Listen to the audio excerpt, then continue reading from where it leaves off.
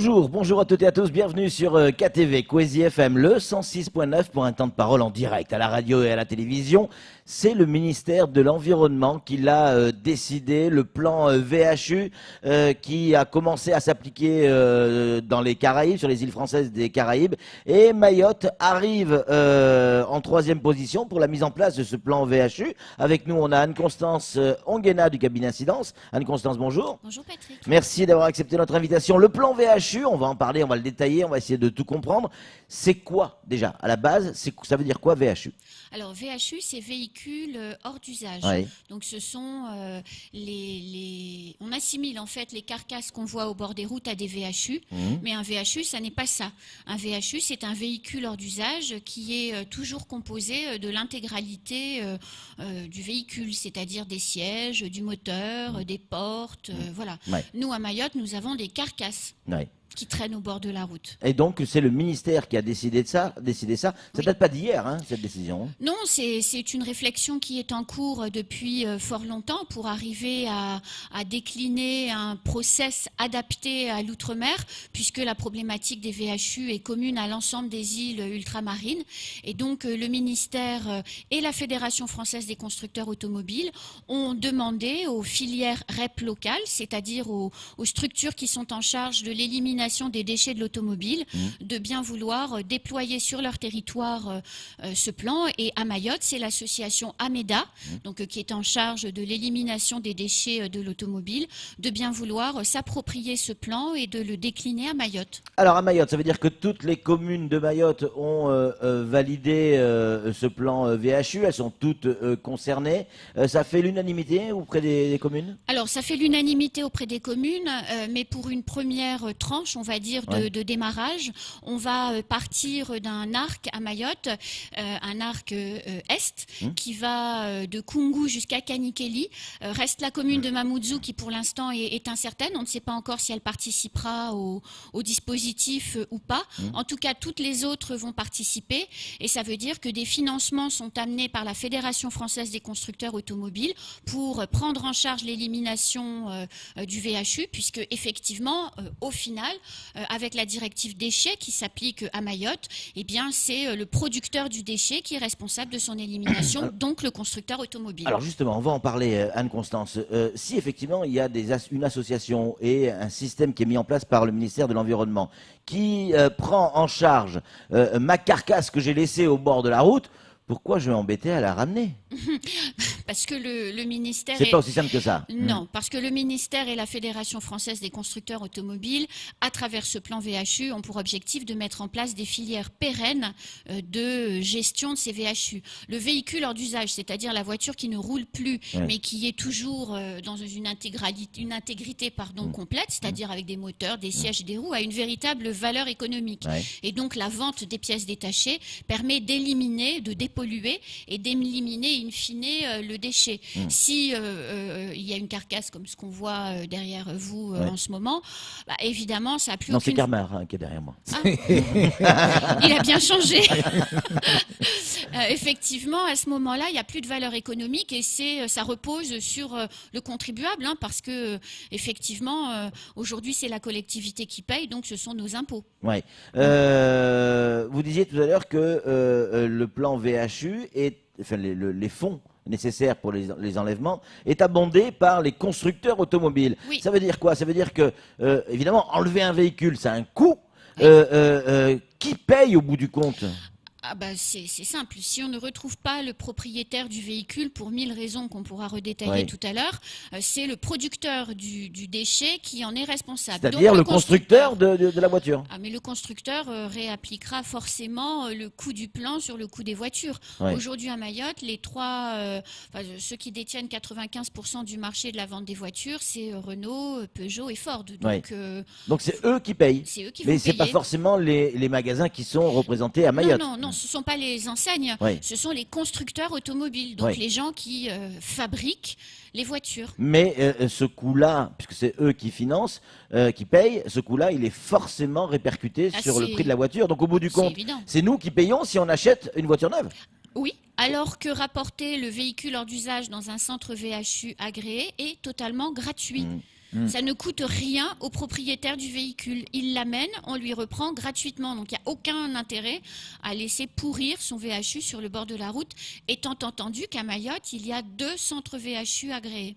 Anne-Constance, pourquoi ne pas pénaliser celui qui est en faute, c'est-à-dire celui qui abandonne son véhicule hors d'usage, plutôt que de faire payer, nous qui allons acheter un véhicule, on va payer le VHU du voisin qui a abandonné son véhicule dans la brousse. Alors c'est ce que va imposer Ameda aux collectivités, puisque Ameda va payer, donc forcément elle va être prescriptrice du process, et donc va imposer aux collectivités la verbalisation qui sera de deux natures, 1 500 € d'amende, vous le disiez tout à l'heure, puisque vous abandonnez sur l'espace public un déchet dangereux, plus le coût d'enlèvement du VHU et de traitement du VHU.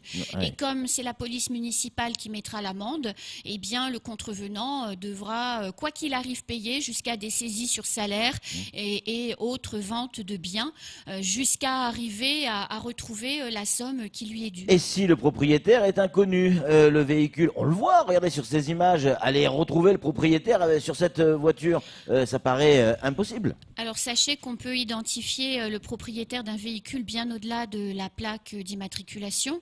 Il y a de nombreux endroits sur le véhicule où le nom est identifié, ou identifiable, enfin en tout cas du véhicule. Donc il y aura pas que sur le moteur. Pas que sur le moteur. Il y aura donc un véritable travail d'identification qui sera fait. Et encore une fois, il n'y aura pas de complaisance puisque c'est Ameda qui paye.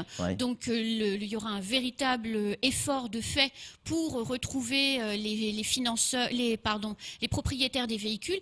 Et de la même manière, si le registre des cartes grises n'est pas à jour, ce n'est pas le problème d'Ameda. Celui qui est noté comme propriétaire du véhicule sera verbalisé, même si son véhicule a été vendu 12 fois après. Il faut avoir contact avec les forces de l'ordre, police, gendarmerie.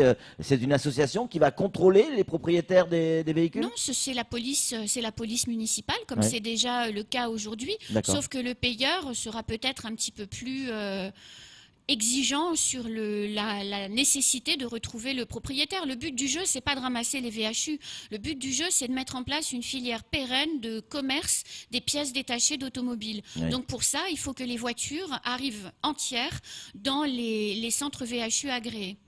Camar, une réaction? Alors moi, je voulais juste savoir le plan VHU, qu'est-ce qui va révolutionner? Parce que vous l'avez dit, c'est vrai que jusqu'à maintenant, on abandonne sa voiture, la police municipale arrive, nous verbalise, 1 500 € par exemple.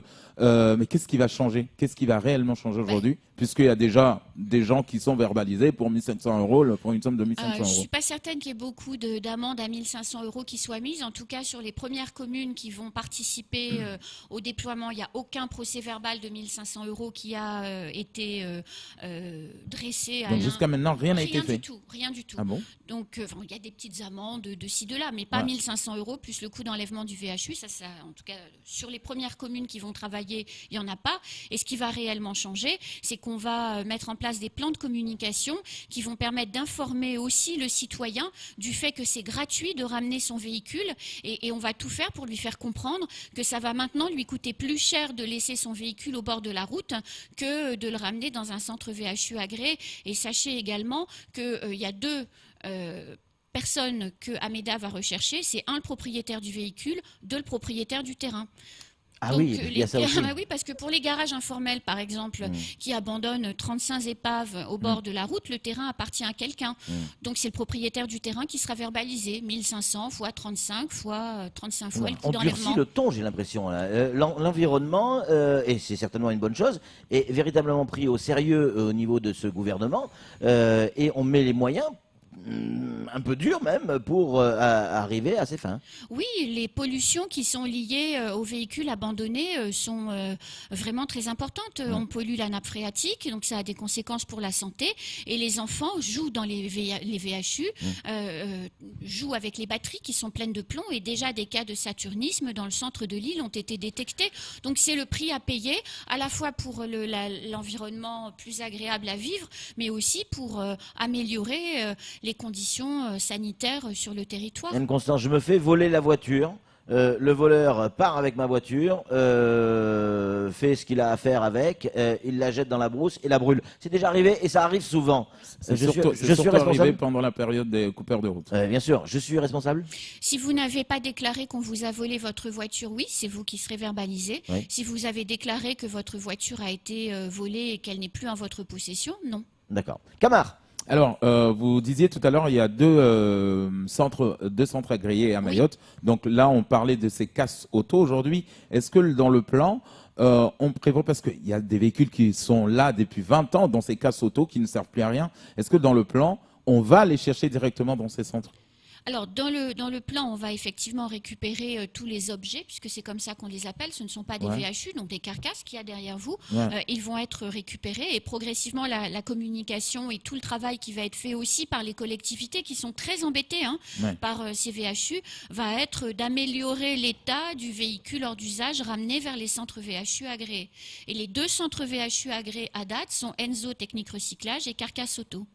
Un message qui va pas vous faire plaisir, Anne-Constance. Un exemple, votre système ne fonctionnera jamais à Mayotte. C'est un message d'un auditeur. Pourquoi entre l'amende maximum 1500 € et les frais de transport de la carcasse, ça va faire grosso modo 2000 €. En revendant les pièces de ma voiture au black, je gagne plus de 5000 €. Oui, sauf que vous aurez le fisc derrière vous pendant 6 mois, 2 ans, des saisies arrêts, des huissiers, et que ça ne se matérialise pas en argent, mais ça crée quand même de vrais ennuis. Oui, sauf que ces 2000 € avec 5000 € de pièces de vente, il les paye de suite. Et il fait encore un gain de 3000. Est-ce que c'est suffisant, cette amende? Est-ce qu'elle est suffisamment dissuasive? Oui, parce que la personne qui vous a écrit ça, c'est une forme de bandit, si vous voulez. Les 3/4 des gens abandonnent leur véhicule parce qu'ils ne savent pas quoi en faire. Et effectivement, on ne résoudra jamais 100% des cas.